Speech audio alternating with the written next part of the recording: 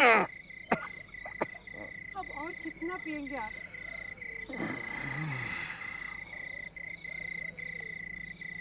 Please और मत पीजिए।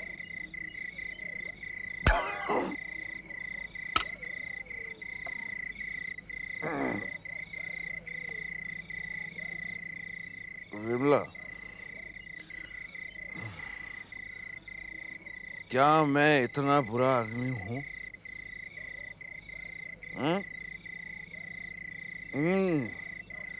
वाकई तुम्हें लगता है कि मैं बुरा आदमी हूं?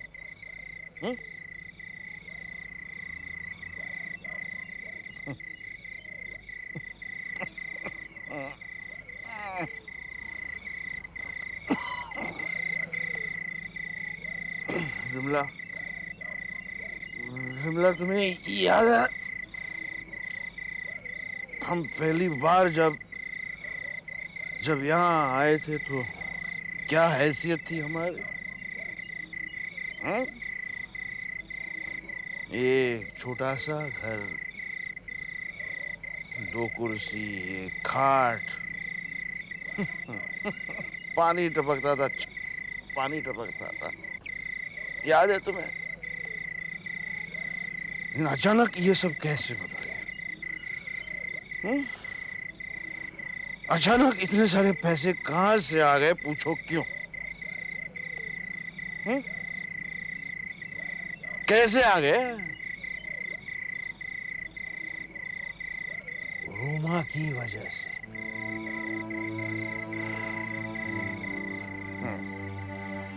रोमा की वजह से। अगर दीपक की शादी रोमा से नहीं होती तो आज तक हम भिखारी जैसे। पहले हमने रोमा के बाबा को धकेल दिया, पहाड़ी से ऐसे मार डाला। मैंने नहीं, बाबा की। मैं तो बाबा का आज्ञाकारी बेटा हूं।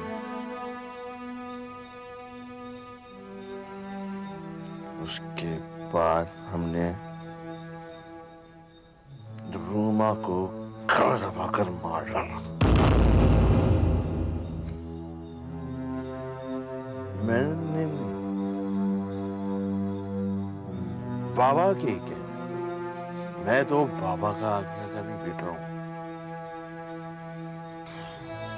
आधी जायदाद हमने अंदर कर दी। फिर दीपक की शादी स्मृति से कराकर पूरी जायदाद हमने अंदर कर लिया। मैंने नहीं, बाबा के कहने। उन्होंने कहा, अब तुम बताओ रोमा, नो सॉरी विमला, क्या मैं इतना बुरा आदमी हूं? क्या मैं इतना बुरा आदमी हूं?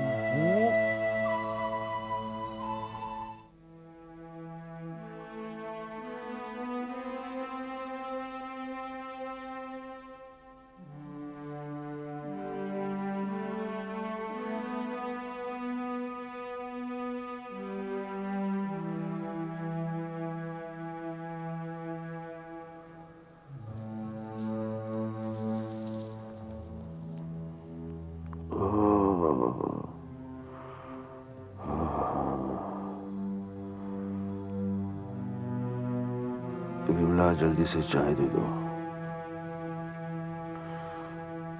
कुछ खाने को भी तो, बहुत भूख लगी है। शायद मैंने कल कुछ खाया नहीं। रात में भूखे सो भी गए तो क्या फर्क पड़ता है आपको? वैसे भी आपको तो पैसे की भूख है। पैसे की भूख हमेशा पेट की भूख पर हावी रहती है। क्या बकवास कर रही हो तुम सुबह सुबह? कैसी बातें कर रही हो? और रात में पीकर क्या क्या कह गया आपको पता है? क्या कहा मैंने?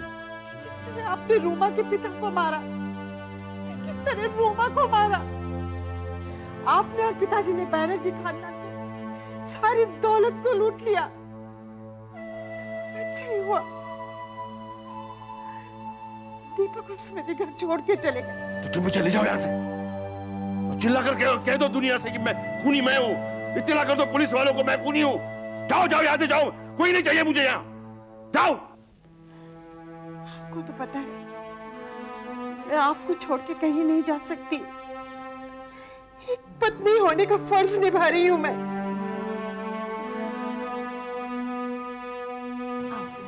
अरे माँ, कितना खूबसूरत बंगला है ये। और तुम्हारे आ जाने से और भी ज्यादा खूबसूरत हो गया। अरे अरे बेटा, आने में बहुत देर कर दी। अरे जीती रहो जीती रहो। उमा शंकर जी कैसे हैं? ठीक है, उन्होंने आपको नमस्ते कहा है। अच्छा। अरे अंकुश, आओ बेटा आओ।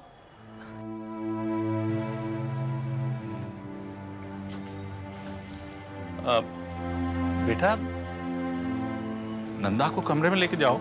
बाबा, मुझे कुछ जरूरी काम के लिए बाहर जाना है। 1 घंटे में आता हूँ।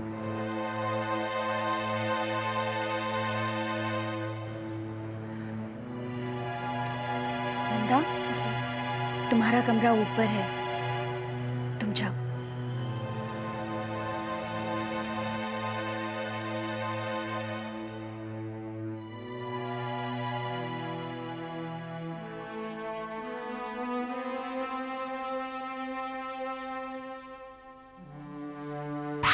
रुमा की चिता के सामने मेरे साथ साथ आपने भी आंसू बहाए। ये रुमा की लाश हो ही नहीं सकती। दीपक, वो लाश रुमा की ही है। मैं दादा सच कह रहा हूँ। इस लाश के हाथ में वो अंगूठी नहीं है जो मैंने रुमा को पहनाई थी। आपने एक बहुत बड़ा षड्यंत्र किया है मेरे खिलाफ, और रुमा की मौत एक साजिश है,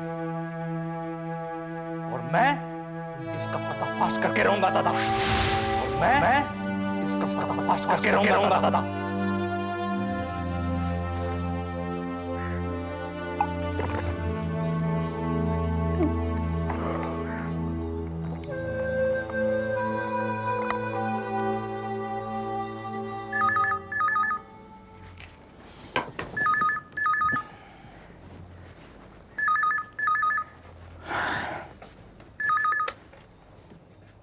हेलो। दीपक, फोन मत रखना, दादा बोल रहा हूँ। नहीं रखूंगा। कहिए दादा, क्या बात है? बस दीपू, तेरी याद आ रही थी इसलिए मैंने फोन किया। नशा उतरेगा तो अभी आप मुझे भूल जाएंगे। अभी भी नाराज है मुझसे तू? नहीं, बिल्कुल नहीं। बाबा कैसे हैं? वो अच्छा, तुझे बहुत मिस करते थे। मैं भी बहुत मिस करता हूं आप सबको। तो वहां क्या करे, तू यहाँ आ जाना। नहीं दादा, मैं नहीं आ सकता। साथ रहेंगे तो कड़वाहट बढ़ेगी। इसके आगे ऑफिस का काम तू संभालेगा, मैं ऑफिस बिल्कुल नहीं आऊंगा, मैं घर पर रहूंगा। तू आ जा। अब ये मुमकिन नहीं है। हम दोनों के बीच में फासला बहुत बढ़ चुका है। फासला तूने बढ़ाया, तू ही खत्म करेगा अभी। ये फासला मैंने नहीं बनाया दादा, बल्कि मुझे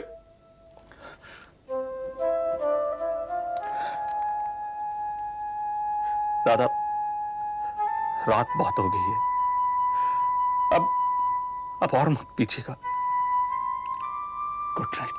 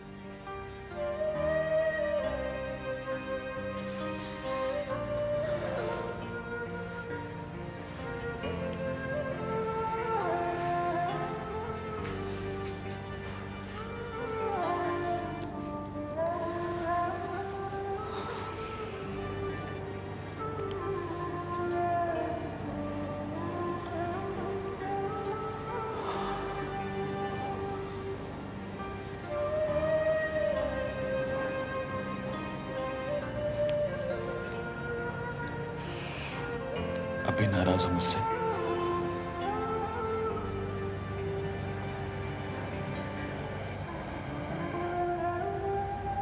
अपने आप को संभालने में वक्त लग गया।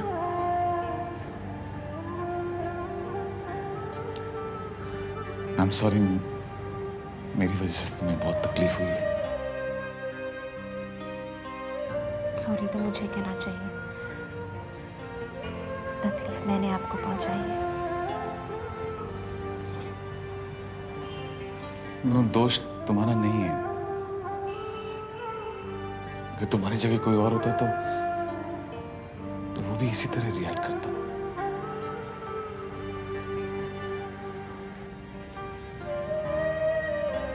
नन्ना, मैं सिर्फ इतना कहना चाहता हूं कि आज मेरे और प्रिया के बीच में सिर्फ एक भाभी और देवर का रिश्ता है और कुछ नहीं। प्रिया मेरे लिए मेरे बड़े भाई राहुल की बीवी है और कोई नहीं। इसी बात को समझने के लिए तो मैंने वक्त लगा दिया।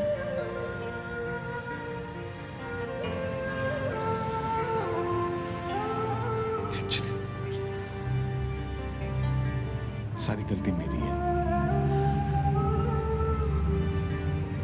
पर मेरा यकीन करो, मैंने बहुत कोशिश की कि तुम्हें बता दूं, लेकिन मैं डर गया था।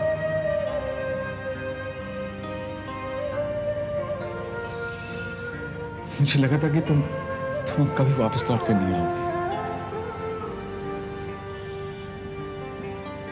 और कहीं ऐसा हो जाता तो मैं अपने आप को कभी माफ नहीं करता।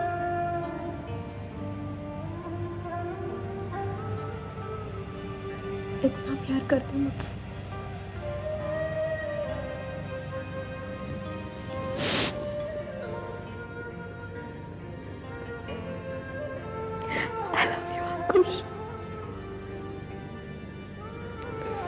I love you too.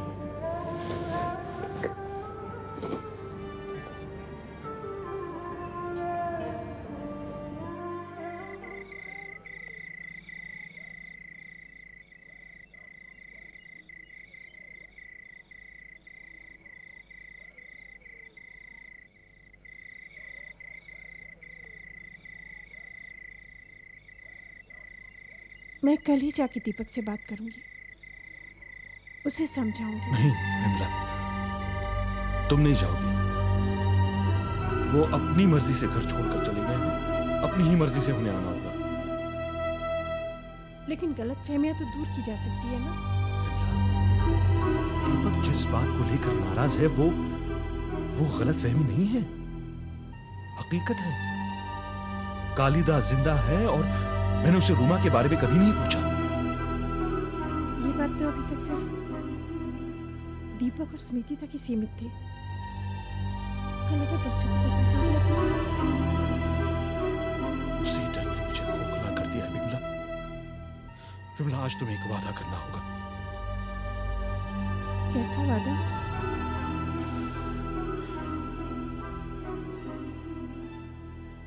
अगर मुझे कुछ हो गया तो मेरे मरने के बाद बच्चों को इस बारे में कुछ मत बताना। मैं बच्चों का प्यार नहीं खोना चाहता विमला। इसके लिए आप अकेले तो दोषी नहीं हैं।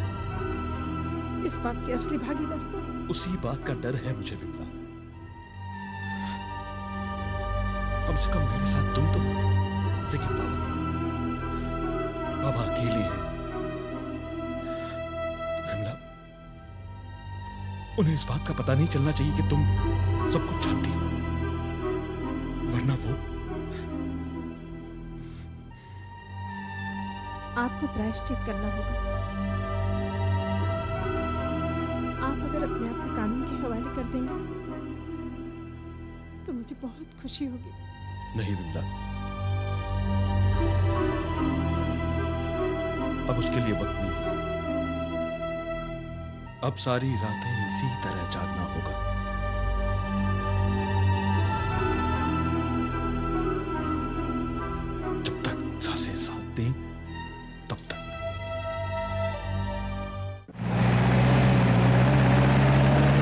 मैं इंस्पेक्टर रविकांत बोल रहा हूँ। बोलो। एक अच्छी खबर है आपके लिए। क्या? फोन पे बताना मुमकिन नहीं है। आप पुरानी वाली जगह पे आ जाइए। ठीक है। ओके। यस। मैं श्रुति के पते पर गया था। मिस्टर मिसेस बनर्जी की इकलौती बेटी श्रुति है और श्रुति अमेरिका में रहती है। ये तो मैं भी जानता हूं। आज से 25 साल पहले मिस्टर मिसेस बनर्जी एक कार एक्सीडेंट में मारे गए थे, लेकिन पुलिस को उनकी लाश नहीं मिली थी। सिर्फ जली हुई कार से यह अंदाजा लगाया गया था कि मिस्टर मिसेस बनर्जी इस हादसे में मारे गए थे। बड़ा इंटरेस्टिंग है कि ठीक 25 साल पहले पुलिस फाइल में काली प्रसाद मुखर्जी और रूमा देवी के मौत का भी जिक्र है और पुलिस को उनकी लाश भी मिली थी और इनकी शिनाख्त भी की गई थी। कुछ समझे आप? हाँ, कुछ कुछ समझ रहा हूं मैं। कुछ क्यों, सब कुछ तो साफ है। और ये श्रुति कौन है? बस इसी तार को जोड़ नहीं पाया हूं मैं। श्रुति के बारे में श्रुति ही सब कुछ बता सकती है। मेरे पास आपके ऑफिस में काम करने वाली श्रुति का पता है। वो पता तो मेरे पास भी है। एक और खबर है। क्या? मिस्टर दीपक और स्मृति जी अपने तरीके से छानबीन कर रहे हैं। उन्हें बैंक स्टेटमेंट भी मिल गया। इससे पहले कि मामला आपके हाथ से निकल जाए, आप फौरन श्रुति से मिल लीजिए। मुझे लगता है कि सारा रहस्य यहीं छिपा हुआ है।